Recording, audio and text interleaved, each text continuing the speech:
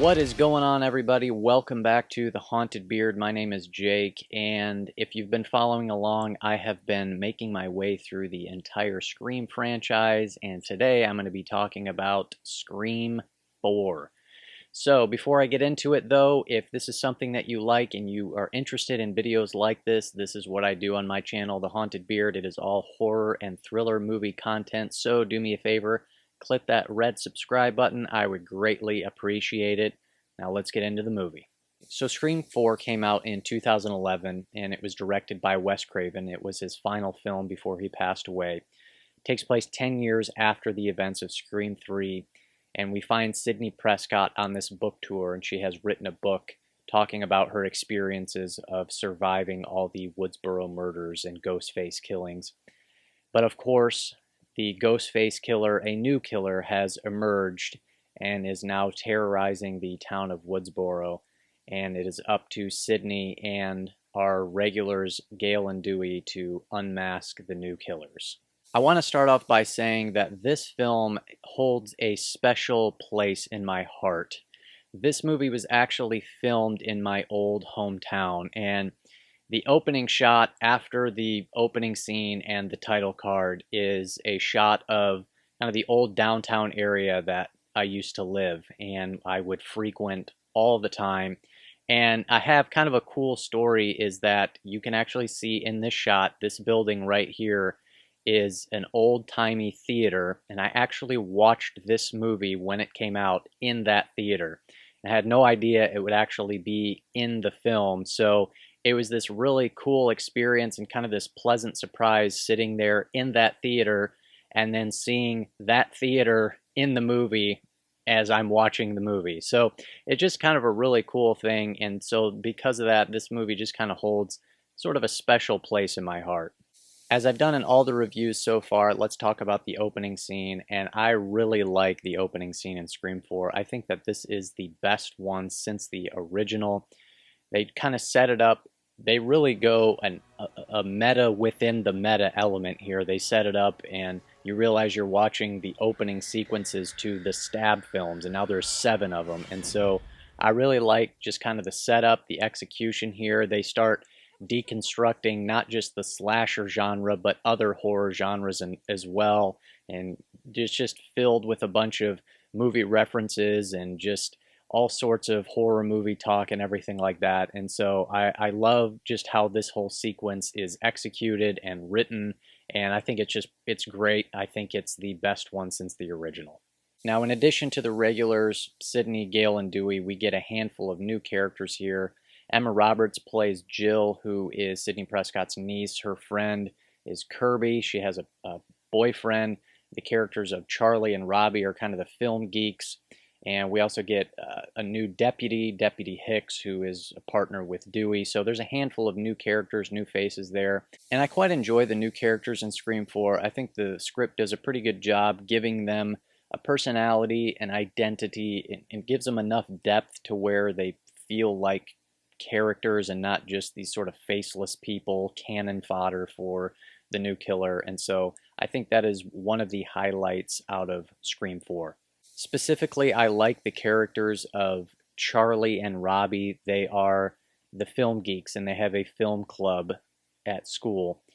And they kind of just speak to me because they're kind of the sort of new Randy character. I can't help but take a liking to them because they're the film geeks, and I'm a bit of a film geek too, and so they kind of speak to me. And they're the ones who kind of set up and help carry sort of the meta aspect of this movie. Because all there are now are remakes. Only horror the studios greenlight.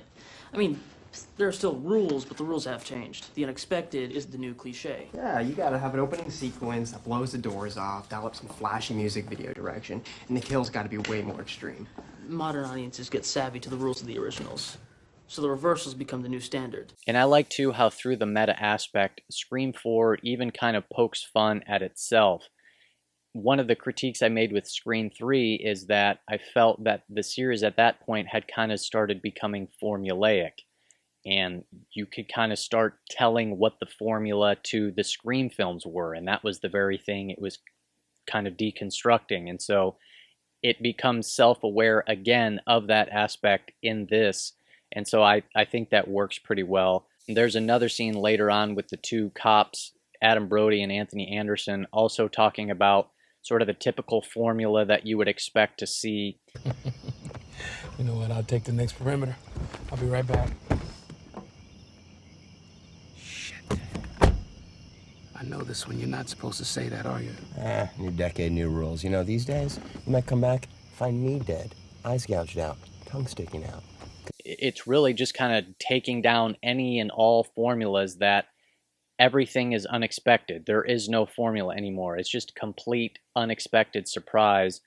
And I think that that whole aspect that's weaved through the movie works pretty well, and I enjoyed it. Another thing that I really like in this film is the blood and the gore. This is the bloodiest and goriest one yet, at least for sure since the original. The scene where Olivia is killed in her bedroom is really just a great sequence. The whole lead up to it is really good, as Jill and Kirby are across the street in her room. Kirby gets the phone call. You get kind of this nice, tense, suspenseful scene where she thinks he might be hiding in their closet, and then it turns out Ghostface is across the road in Olivia's closet. She gets attacked. And the aftermath of that scene is just gnarly. When Sydney comes into the room, there's just blood splattered all over the walls. Her guts are all hanging out over the bed. So this movie brings the blood and gore. I think that's one of the best executed kill scenes in the movie. There's another scene where Alison Brie's character gets killed in a parking garage. Also another pretty solid sequence leading up to the kill. You think it's just kind of a normal stabbing, and then a couple minutes later she ends up getting thrown off of the parking structure onto a news van below, and it just kind of adds that holy smokes moment. And so it kind of just takes it to the next level there. Also, Anthony Anderson's death when he gets stabbed right in the head is pretty gnarly as well. And so I think this movie kind of steps it up a notch in terms of the kills. It really brings the blood and gore, and so that definitely is a highlight for me. There's one scene in particular that I want to mention because it's kind of a minor scene, but it really sort of sticks out to me. And that's a scene where Sydney just walks out of Jill's bedroom after they're talking because there was an attack, and Deputy Judy is out in the hallway.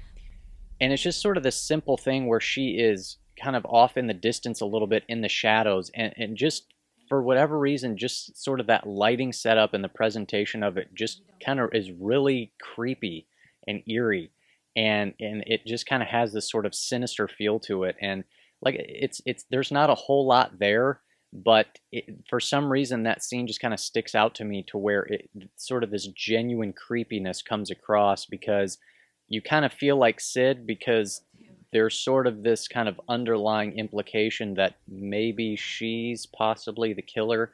But I just think that scene works really well. It's more of a minor scene, but it sticks out for me. I like the Stabathon party scene.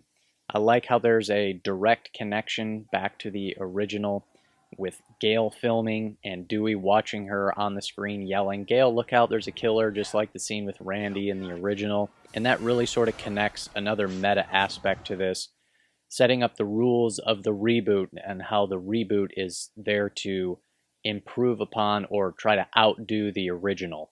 And so there's a handful of direct connections throughout Scream 4 that harken back to that original film, and I think those work quite well. My only real sort of complaint or issue with this is in regards to the character of Dewey. And I just wish they would have handled his character a little bit better, because Dewey is pretty inconsequential to this entire thing and really just kind of comes across as incompetent.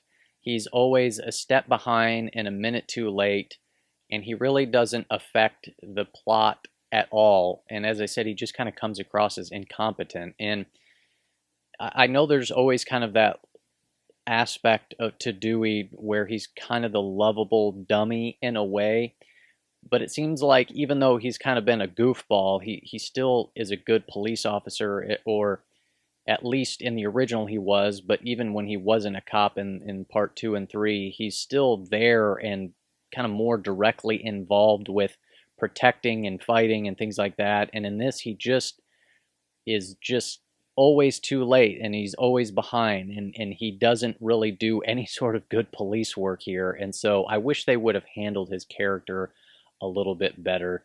And I especially wish he wasn't so, I guess, protective of Gale and would just kind of let her do her thing, that they would kind of come together as a team more. I think the team aspect of Gale and Dewey is the best part, and this movie they're just kind of at odds and totally separate. And so that is really kind of my only main issue with this. Now, the whole final act I am on board for and I have a good time with.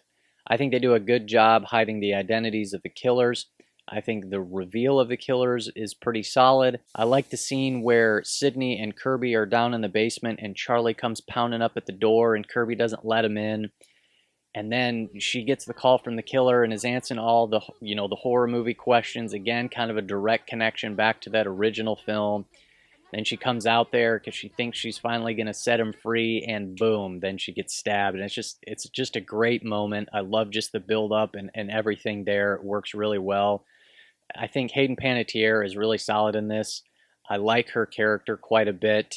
I know that she is, from what I understand, officially signed on for the 6th film.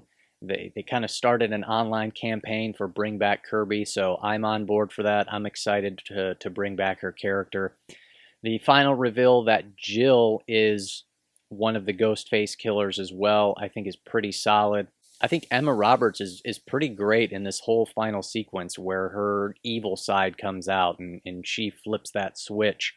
And you realize what her whole kind of diabolical plan is, that she just wants to be Sidney Prescott. She wants the press. She wants all the lights and the fame and all that stuff. And her just kind of setting up the whole murder scene to make it look like it was Troy and Charlie, for them to take the blame and everything.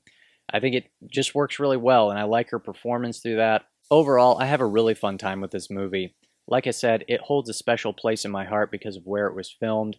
I like the characters, I like the new characters, I like the mystery, I like that they really brought back the meta aspect in full force. With the absence of Randy's character, I think they did a good job bringing in some new characters and really sort of driving home that self-aware aspect to it. I like just the brutality and the excess blood and gore, and I like the direct connection and references back to the original film. I have a great time with this movie. I really enjoy it. My overall score is going to be a 7.5 out of 10. So those are my thoughts on Scream 4. And up next, we've got one more to go, Scream 5. Actually, I should say Scream 2022. And so yeah, that's what we're talking about next. And we will see you then on The Haunted Beard.